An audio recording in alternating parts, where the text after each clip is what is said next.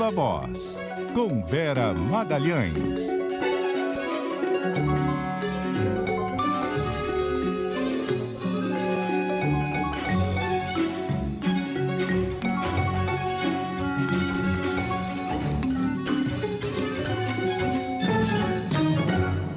Viva Voz, Vera Magalhães, boa noite. Oi, Bocardi, boa noite para você, boa noite para Carol, todo mundo que nos ouve, que assiste o Ponto Final. Oi, Vera. O Vera, assunto do dia se do plano, né, para um ataque. A Polícia Federal ter abortado um plano para um ataque terrorista ligado ao Hezbollah no Brasil. O que isso pode mudar aí na relação, no comportamento do Brasil, do governo brasileiro em relação a essa guerra? Acrescenta mais uma camada a um conflito que já é muito complexo, difícil de administrar e que para o Brasil tem aí implicações diplomáticas muito tensas, porque o país presidiu temporariamente o Conselho de Segurança da ONU, não conseguiu fazer ser aprovada uma resolução bastante razoável que apresentou.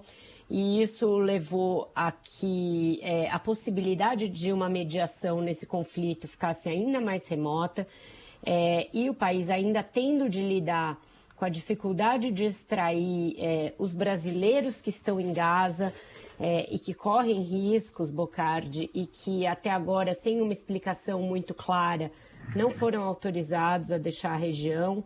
Então, o Brasil, essa é a prioridade atual da diplomacia brasileira, retirar os brasileiros em segurança, mas essa possibilidade de terrorismo no plano doméstico acrescenta uma outra camada de muita gravidade, né? Não é de hoje que a gente tem investigações sobre células do grupo terrorista radical xiita Hezbollah atuando no Brasil. Desde os anos 2000, se investiga as células, principalmente ali na região da Tríplice Fronteira, né, da fronteira com o Paraguai e a Argentina, e localizadas no Paraná, nessa fronteira. E agora é uma coisa um pouco diferente. Essas pessoas que foram presas, que são brasileiras, mas que tinham ligações, segundo a Polícia Federal, com o grupo que está sediado no Líbano, elas estavam planejando praticar atos terroristas contra localidades judaicas em Minas, no Distrito Federal e em São Paulo. As pessoas estavam atuando nesses três estados e os alvos ficariam entre esses três estados. Vocês podem imaginar o que aconteceria se algum desses atentados realmente fosse efetivado, fosse concretizado. A gravidade que isso teria. O Brasil, por muito tempo, se regozijou de não ter grandes desastres naturais, e isso está mudando, e também não ter terrorismo, células terroristas do tipo que a gente vê aí no mundo, terrorismo religioso, ou terrorismo político, e isso também poderia vir por terra se esses atentados fossem de fato levados a cabo. Então, muito grave. A Polícia Federal teve uma atuação aí precisa, conseguiu agir antes que isso se concretizasse. Isso é muito importante, isso é digno de muitos elogios. Contou com a participação para isso, tanto das agências de inteligência norte-americanas, quanto do Serviço Secreto de Israel, Mossad, e o primeiro-ministro de Israel fez questão de parabenizar a PF e dizer que o Mossad participou disso. Mas é isso, é uma guerra que se estende, que não tem um final claro à vista, que está dizimando civis ali na faixa de Gaza, civis palestinos, numa quantidade muito grande, como não se viu antes na história do conflito Israel-Palestino, que vitimou muitos israelenses naquele ataque covarde terrorista do Hamas, que ensejou todo esse momento que a gente está vivendo, que pode ter implicação com a entrada de novos atores, inclusive o Hezbollah, a partir do Líbano, e que, pelo que é essa investigação mostra pode também se desdobrar na proliferação de atentados terroristas no Ocidente, né, em outros países do Ocidente. Isso foi dito também durante essa Operação Trapiche, que esse mesmo grupo tem células em outros países do Ocidente. Então, tudo muito grave. Isso é um sinal de aumento do antissemitismo no Brasil e no mundo. Esse é um dos efeitos mais nefastos, a meu ver, dessa guerra, porque a despeito das práticas condenáveis que o Estado de Israel tem e está tendo nessa guerra e tem historicamente, isso não justifica o que está havendo, que é o surgimento de um neo-antissemitismo muito violento no mundo, com engajamento de jovens, com engajamento de pessoas no mundo inteiro e com conotações que lembram o antissemitismo da época do nazismo, da época do Holocausto. Então, tudo isso nos leva para um buraco civilizatório, o mundo entrando aí numa espiral de ódio e insensatez, que também leva ao aumento da islamofobia, e aí a gente vai tendo as coisas se retroalimentando e nos levando para um buraco muito grave. Então,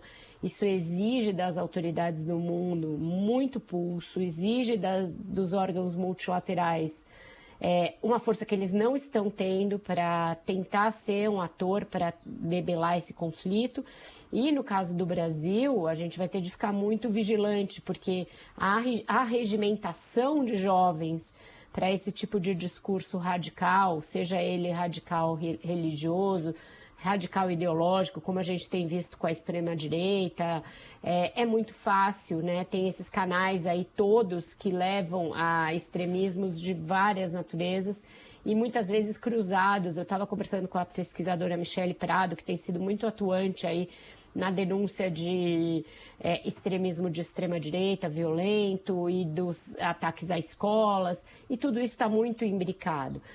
Jovens que têm acesso a conteúdo misógino, conteúdo ali pedindo, enfim, realçando e incentivando violência em escolas, também recebem esse conteúdo antissemita. Tudo isso vira um caldeirão que vai fervilhando, fermentando, e a gente não sabe a gravidade que pode atingir. Então, foi importante a PF ter debelado essa intenção de cometimento de ataques contra alvos judaicos, mas isso nem de longe nos livra de todo esse grave e complexo pano de fundo que esse conflito vai criando. Muito assustador.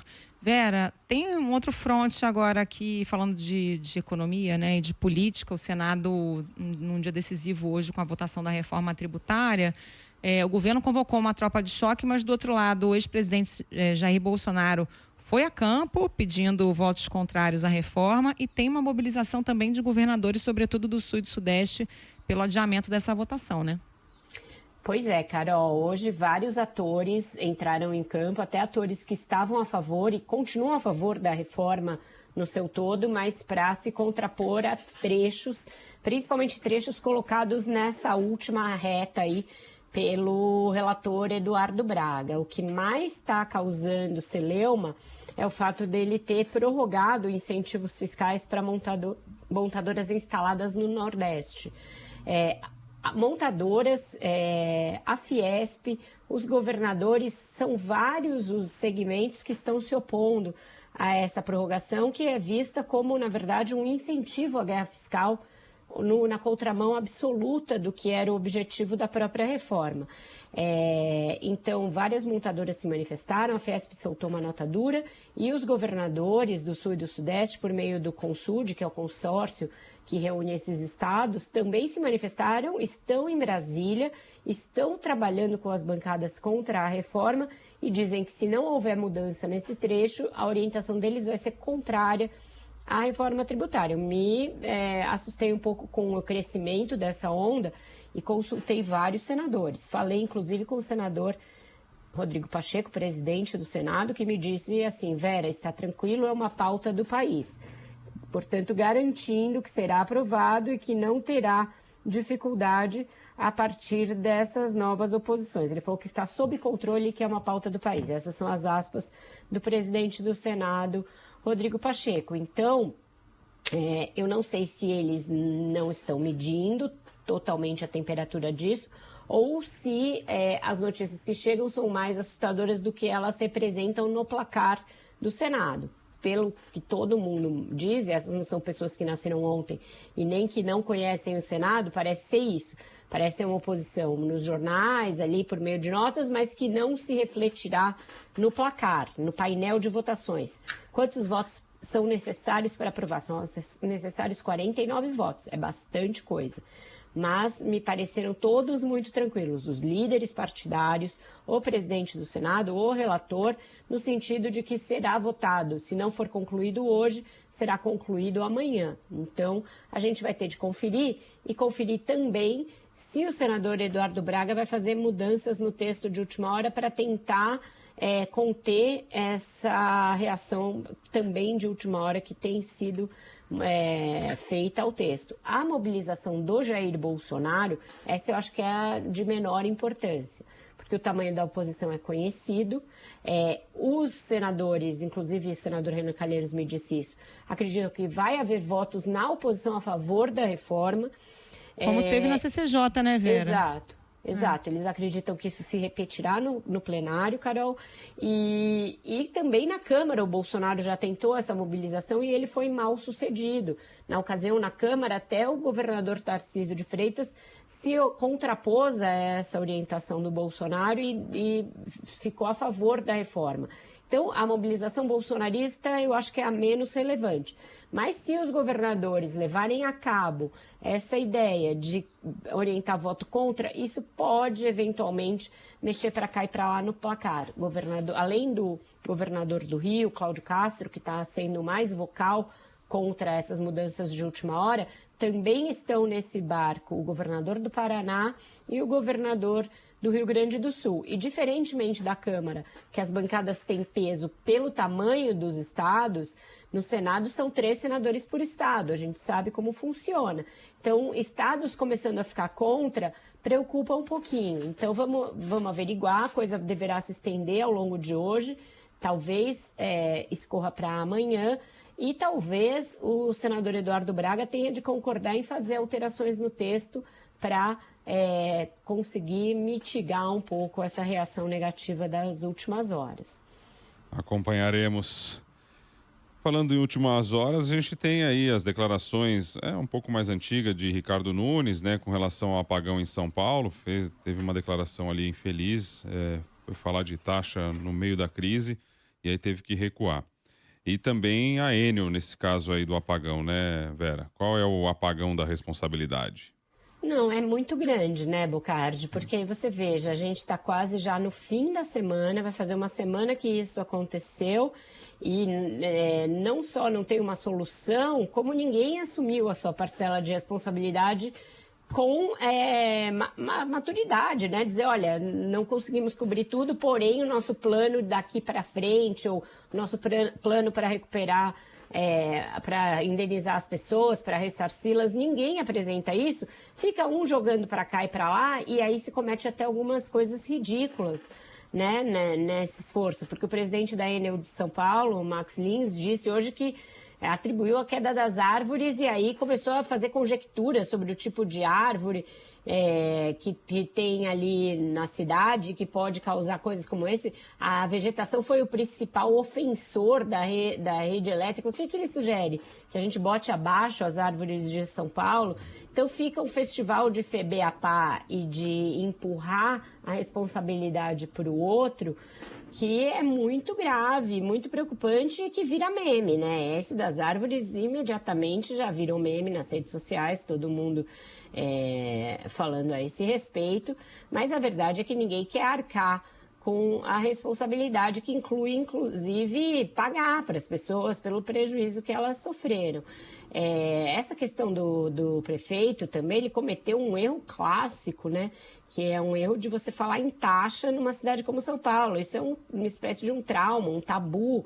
A Marta Suplicy perdeu a reeleição em grande parte porque foi taxada com CH de Martaxa, com X, por conta das taxas que ela criou no mandato dela. E ela dizia que extinguir essa questão de taxas é uma questão muito ali simbólica em São Paulo, e ele foi falar em taxa para aterramento de fios, quando deveria estar no plano de qualquer cidade do tamanho de São Paulo acabar com essa bagunça dos fios da rede elétrica e de outros tipos de redes que usam os postes para estender os seus fios e que causam essa confusão a cada chuva e tudo mais. Então, até agora a gente não tem uma resposta coordenada, não tem nenhuma solução à vista para quem perdeu muitas coisas com tantos dias prolongados de falta de energia e não tem um plano para frente. Se acontecer uma chuva dessa amanhã ou depois, e a gente tem visto que isso pode acontecer, a gente talvez enfrentará o mesmo tipo de problema, porque nada foi feito de contingenciamento a partir dessa experiência traumática da última sexta-feira. Fechamos hoje, então? Fechamos, mais curtinho, né, Bocardi? Eu estou de olho na tributária aqui e o país também está entre esses assuntos. Então, amanhã acho que a gente traz aí o grande desfecho desta novela. Valeu, Vera. Obrigado. Viva a voz. Uma boa noite. Boa noite para vocês. Até amanhã, pessoal. Beijo, tchau, tchau. Vera. 6h20.